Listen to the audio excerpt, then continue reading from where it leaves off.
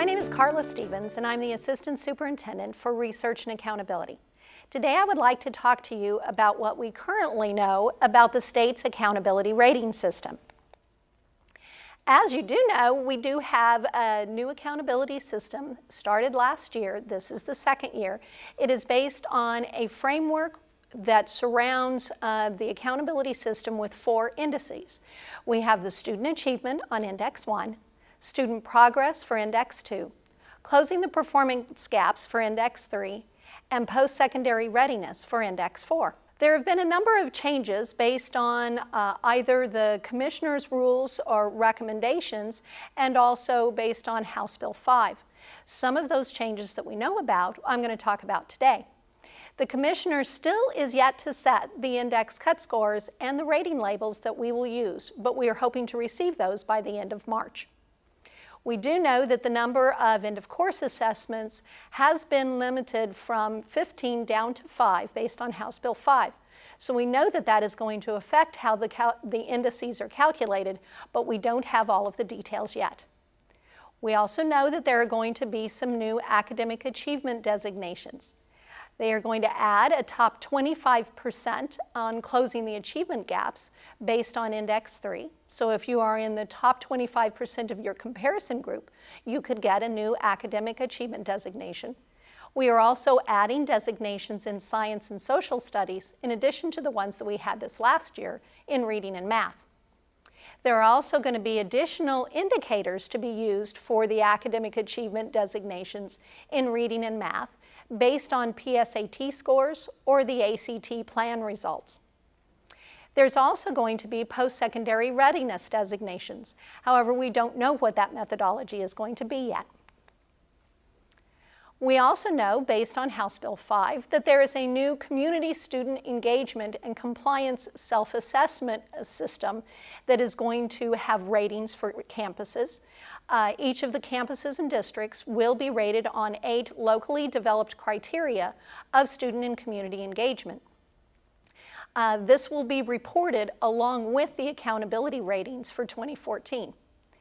Those new locally developed criteria are going to be in the areas of fine arts, wellness and physical education, community and parent involvement, 21st century workforce development, second language acquisition, digital learning environment, dropout prevention strategies, and the educational program for gifted and talented students. There will be more specific training forthcoming on just this accountability system and what the schools will need to be doing and how we will input this information into the system and send it to the state for rating purposes. We also have a new English language learner progress measure. This new measure is going to provide year-to-year performance expectations based on the STAR for the Texas English language learner students. These new expectations are going to take into account their English language proficiency based on when they became entered into a U.S. school. In order to be eligible for the ELL progress measure, a student has to be classified as limited English proficient, take the English language version of the STAR, and not have a parent waiver. The documentation for the ELL progress measure is still recommended by TEA and has not been completely approved by the Commissioner yet. How the ELL progress measure is anticipated to work is that ELLs are going to be placed into a plan that specifies the expected number of years that it will take for the student to reach proficiency or satisfactory performance on the STAR based on when the student was enrolled in the U.S. schools and what their TELPAS composite score was the first time they took TELPAS. This will start with their TELPAS testing in 2014 and will start with second graders. We know that we test students in earlier grades on the TELPAS, but this ELL progress measure will only start with the second grade scores and up. Now let's talk about the indicators, or the indices. Index 1, as you recall, is on student achievement. This is for all students. There is not by student group. It's across all STAR tests. This would include the English STAR, the Spanish STAR, STAR L, STAR Modified, and STAR Alternate for this year. It is also across all grades and all subjects. The way it is calculated is the number of students who met the Level 2 satisfactory standard, still at the Phase 1, we believe, standards for this year, and for reading, math, writing, science, and social studies. We also count up the number of students who are tested on each of those subject areas to come up with a total number that passed and a total number tested, to come up with a total overall percent passing rate. That will then be the index score.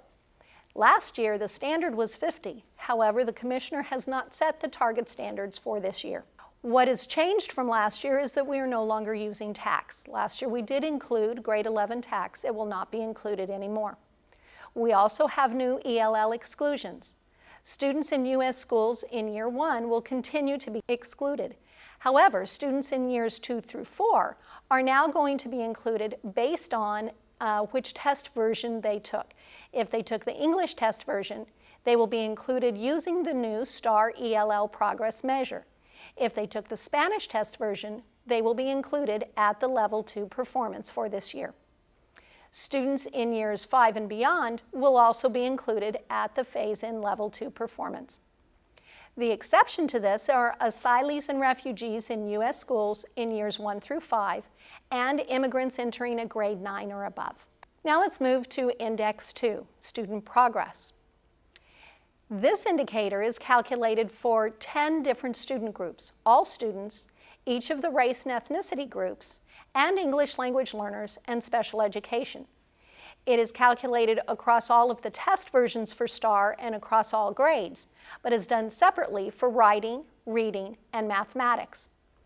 It's calculated based on whether or not students took the test, if they met the expectation, the growth expectation, or they exceeded the growth expectation. You can see from this chart that we count out, specifically for reading, the number of students who were tested, the number who did not meet expectations, the number who met the growth expectations, and the number who exceeded. You get points based on the percentage that met or exceeded, which in this case would be 80 for 80 points, and again, additional points for the percent that exceeded expectations, so another 20. Therefore, your total points for all students in this category would be 100. So the students who exceeded expectations actually get counted twice, both in the met or exceeded and in the exceeded. You then add up all of the total points. You add up the total maximum points, which would be 200 per category, 100 for met or exceeded, and another 100 for exceeded. In this example, the maximum points would be 800. To determine whether or not the students met or exceeded expectation, there are documents on the state's website that explain the growth standards and the growth expectations based on the state calculations. It's determined by using their scale scores from last year to this year and looking at the change in scale scores and in comparison to the expected change in scale scores, which would be at the Level 2 recommended. If you need more information on how to calculate the progress measure, I'd be happy to address those questions at the Research and Accountability Department. Feel free to email me or call me. After you calculate this for reading, we would do it for math and for writing. Then you would get a total point score across all 3 subjects, total maximum point score. You would divide the total points by the total maximum points to get your percentage or your index score. Last year, the state's standard was to be in at least greater than the 5th percentile of campuses across the state in your academic level, elementary, middle, and high. We don't know what the Commissioner is going to rule, but we believe it will be this same target. The exclusions are similar to last year in that ELL students who are in their first year in the U.S. schools are excluded. However, students who had been in year 2 and beyond are now going to be included using the ELL progress measure. Also, students who were tested on the STAR Modified and STAR Alt are going to be included in this progress measure. Students who skipped grades are now going to be included, and students who transitioned from Spanish to English. These methodologies have not been released by the state yet, but we know they are going to be including it, and documentation is forthcoming. The third index is closing the performance gaps. But as we've talked about before, this really isn't closing the performance gaps by comparing groups to each other. What we're doing is actually looking at 3 specific groups: the economically disadvantaged students, and then your 2 lowest performing groups from the previous year. Then we look to see how many of your students actually met the level 2 phase-in standard for the STAR tests, and starting with this year, how many students scored at the level 3 advanced. So from this chart, you can see, let's start with the economically disadvantaged students for reading. We had 80 students who were tested. All 80 students passed at the level 2 phase-in standard, and 40 of those students actually met the advanced level. So you get the percent for the 80 would be 100, and you get 100 points. The percent of the 40 students, 40 out of 80 is 50%, so you get 50 points for a total of 150 out of 200 points for this group. Then you would look at your lowest 2 performing groups from the prior year, assuming that they meet the student group size requirement, which this past year was 25, and we're not sure if that's going to be revisited, but we think it still may stay 25. Then you do the same calculation for reading, math, writing, science, and social studies. You would add up your total points across the economically disadvantaged and your lowest performing groups in each of those subject areas to come up with a total overall points, a total maximum points. You would do the division between total points divided by maximum points to get your index score, in this case 48. Last year the standard was 55, however this year it's going to be revisited since we're also including now the advanced performance. Also, we have the exclusions of students who are in a year 1 in the U.S. school. They will be excluded. Students in ELL students in years 2 through 4 will be included based on which test version they take. If they take the English test version, they will be included using the STAR ELL progress measure. If they take the Spanish version, they will be included using the phase-in level 2 performance on the Spanish test. Students in years 5 and beyond will be included using the phase-in level 2 performance on the test that they take. Again, we still will have the exceptions of asylees and refugees in years 1 through 5 and immigrants entering at grade 9 or above. The last index is Post-Secondary Readiness, Index 4. There have been some changes since this was implemented in 2013. However, we knew that this was going to happen. In 2013, this was only included for high school students, and based on the highest of a 4-year graduation rate or a 5-year graduation rate, and the percent that received a recommended high school or advanced high school program. However, we knew that in 2014, they were going to add in the STAR performance at the level 2 final recommended standard. This means that at the high school level, high schools will now be accountable in Index 4 for the 4-year graduation rate or the 5-year graduation rate, whichever is higher, the recommended high school program, and now the percent of students who met at least one STAR test at the final level 2 satisfactory standard for each of the 8 student groups for which meet the minimum size requirement. That is then tallied up across all of the different student groups to come up with a total point score, a total maximum point score, and then that's divided for the STAR score. It will then be averaged between the graduation score and the STAR score to come up with a total index score for the high schools. If they do not have a graduation rate, then an annual dropout rate is substituted as well. This is a big change for the elementary and the middle schools. Now they are going to be held accountable for an Index 4 based on the percent of students who met at least one STAR test at the level 2 final satisfactory standard across each of the student groups, all 8 of them for which they meet the minimum size requirement. The total number of points is added up, divided by the total maximum points to come up with the score. We don't know what the accountability target is yet until the commissioner makes his final rulings. There are new ELL exclusions for this Index 4. If a student takes an English test version, if they are in years 1 through 4 in a U.S. school, they will be excluded. Students in years 5 and beyond will be included at that final Level 2 performance standard. We maintain the exceptions for asylees and refugees and immigrants entering at grade 9. If a student takes a Spanish test, they will be excluded in their first year in a U.S. school, but at Level 2 and beyond, they will be included. As I mentioned before, we are looking at the STAR Post-Secondary Readiness Standard, which is that final Level 2 standard, and credit is going to be given for any student who meets that standard on at least one or more tests. There could potentially be new indicators and differential weights, but we are waiting on word from the Commissioner. One of the things that we know is what the ratings were last year. We can assume that the ratings will be the same for this year. However, the Commissioner has not released it. We know that last year we had Met Standard, Met Alternative Standard, and Improvement Required. We are hoping that they will be the same rating labels, but the Commissioner could change those. We do anticipate that there will be distinctions if a campus met standard or met alternative standard, where they could be eligible for a top 25% student progress, a top 25% closing achievement gaps, academic achievement in reading, math, science, and social studies, and additional indicators could be included in the reading and math based on the PSAT or the ACT plan test.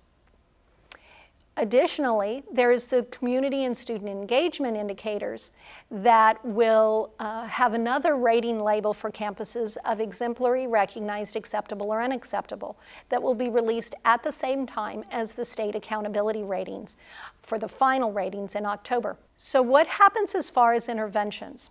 We also know that in lieu of AYP, the Texas Education Agency got a waiver from the Department of Education for last year, and they have also asked for the same waiver for this coming year.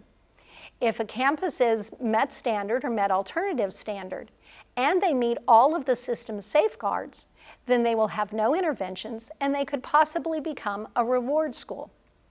If they met standard or met the alternative standard or were improvement required and missed one or more of the system safeguards, then an intervention will be required and they could become either a focus or a priority school. The priority schools are those who are T-TIPS grantees, who are Title I high schools with graduation rates less than 60%, and or they were Title I schools with the lowest achievement in reading and math safeguards at the all students level. Focus schools are Title I schools ranked by the widest gaps between their reading and math performance of those 7 federal student groups and the safeguard targets of 75%. These are the system safeguards and the targets that are in the TEA waiver application. As you can see, the 75% was what was the standard for 2012-13. We expect that the standard will be increased to 79% for the 13-14 school year. This has not been confirmed by the Texas Education Agency yet, but we anticipate, based on their application, that they will move to 79%.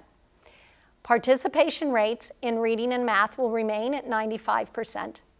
The graduation rate that will be in the 2013-14 accountability system based on the class of 2013 will be raised to 80%, and the 5-year rate based on the class of 2012 would be 83%.